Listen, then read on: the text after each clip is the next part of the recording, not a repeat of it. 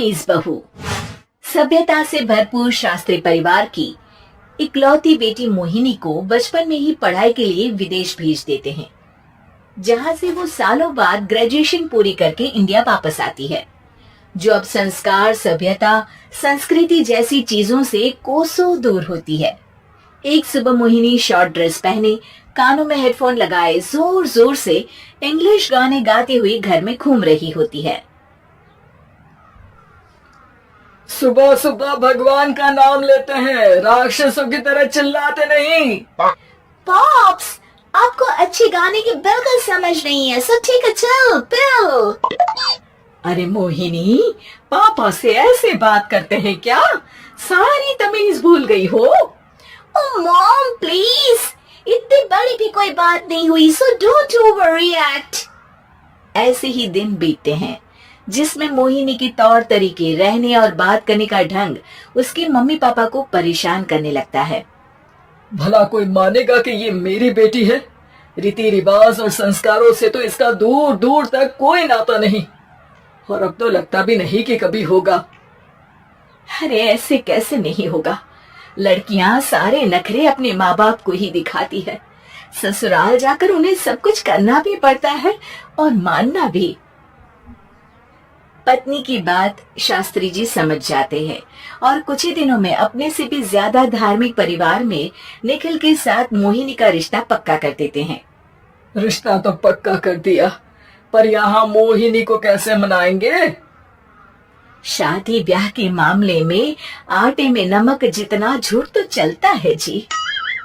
इसी तरह एक के बाद एक तिकड़म लगाते हुए दोनों मिलकर मोहिनी को शादी के लिए तैयार कर लेते हैं और मोहिनी निखिल की शादी हो जाती है, जिसके अगले दिन से ही मोहिनी दोबारा अपने पूरे अवतार में शॉर्ट ड्रेस पहनकर घर में घूमने लगती है। बहू को ऐसे देख सास की आंखें फटी की फटी रह जाती हैं। अरे ये क्या बेशर्मी है, हमारे घर की लड़कियां जींस तक नहीं पहनती और तुम बहू होकर इतने छोटे कपड़े पहनकर पूरे घर में घूम रही हो। सीरियसली मॉम, प्लीज आप अपनी इस 80 के दशक वाली सोच में मुझे इंक्लूड मत करो। हाय तौबा, एक तो बेशर्मी दिखाती है, ऊपर से सास के साथ जुबान भी लड़ाती है। अरे जल्दी कपड़े बदल कर आ, घर की पहली आरती तुम्हें ही करनी है। इतनी देर में निखिल भी वहां आ जाता है। माँ पापा आने वाले हैं, पूजा का सारा सामान तैयार है ना? ये पूजा हमेशा मेरे बॉयफ्रेंड्स के पीछे पड़ी रहती थी और अब हस्बैंड के पीछे भी आ गई। मोहिनी की बातें सुन सास तो अपना सिर पकड़ लेती है, लेकिन निखिल किसी न किसी तरह उसे पूजा के लिए कन्विंस करके कपड़े चेंज करने के लिए भेज देता है, जिस पर पूजा खत्म होने के बाद वो एक बार फिर अपनी शॉर्ट ड्रेस में आ जाती है। बहू, ये क्या तरीका है? संस्कार नाम की कोई चीज है या नहीं? नहीं ससुर जी, संस्कार मेरा दूसरा बॉयफ्रेंड था, अब तो मेरा उससे कोई कांटेक्ट नहीं है। मोहिनी का जवाब सुन के ससुर तो भगवान नाम जपते वहां से चले जाते हैं, लेकिन सास बहू के बीच कहासुनी फिर शुरू हो जाती है, जिसे इग्नोर करते हुए मोहिनी घर से बाहर चली जाती है और देर रात घर वापस आती है। मोहिनी, मैं जानता हूँ कि तुम विदेश में रही हो और तुम्हें वहीं की आदत है, पर यहाँ चीजें कुछ अलग है। अगर तुम उस हिसाब से कुछ एडजस्ट कर लो तो सबके लिए सही हो जाएगा। I am not in a lecture mood. Good night. अगली सुबह मोहिनी देर से उठकर एक बार फिर उसी तरह सबके सामने आती है, जिस पर उसके सास कुछ बोले उससे पहले ही मोहिनी की दोस्त मोनिका और रचल वहां आ जाती हैं। Oh hi darling, how are you? OMG, we missed you so much. I missed you too, darling.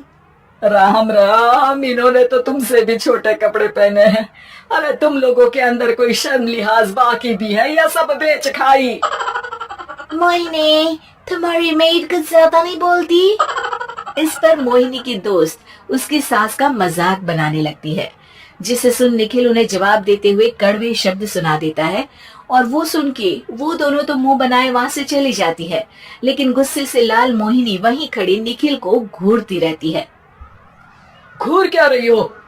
तुमसे शादी की ये सोचकर कि विदेश में पढ़ी लिखी हो, घर में कोई पॉजिटिव चेंज लाओगी, अपनी करियर के लिए एम्बिशियस होगी, पर अपने इस बिहेवियर से उस पढ़ाई के साथ साथ अपने मम्मी पापा के नाम को भी डुबो रही हो।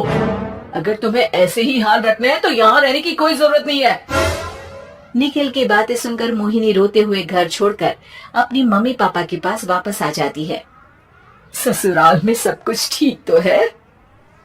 वो अपने आप को समझते क्या है? मोहिनी पर चिल्ला रहे? मैं क्यों उसके इशारों पर चलूं? मैं अपनी लाइफ अपने तरीके से जीना चाहती हूँ और वो ना आप लोगों को मंजूर था और ना ही उन्हें है। तुम यहाँ नहीं रह सकती। अपने पापा की बात सुन के मोहिनी हैरान रह जाती है। हाँ, तुमने बिल्कुल सही सुना। अगर तुम्हें अपने इस घमंड, बेशर्मी और बदतमीजी में ही जीना है तो तुम यहाँ भी नहीं रह सकती। बेटी, मैं मानता हूँ हमारे यहाँ रीति रिवाज बहुत मायने रखते हैं और हमने उन्हीं के ओवरडोज से बचाने के लिए तुम्हें विदेश भेजा था। एक लड़की जो शादी करके घर और बच्चे संभालती है, उससे तुम अपने आप को ज्यादा समझ सको इसके लिए भेजा था। तुम उससे ज्यादा समझो और बनो, पर तुम तो किसी दूसरी ही ट्रेन में चढ़ गई बेटा। उसके मम्मी पापा बहुत देर तक मोहिनी को सारी बातें समझाते हैं, जिन्हें सुनकर मोहिनी को अपनी गलती का एहसास होता है। वो जॉब ज्वाइन कर लेती है और ससुराल वापस आकर उन्हें मॉडर्न बनाती है और खुद भी कुछ रिवाज सीखते हुए खुशी से रहने लगती है।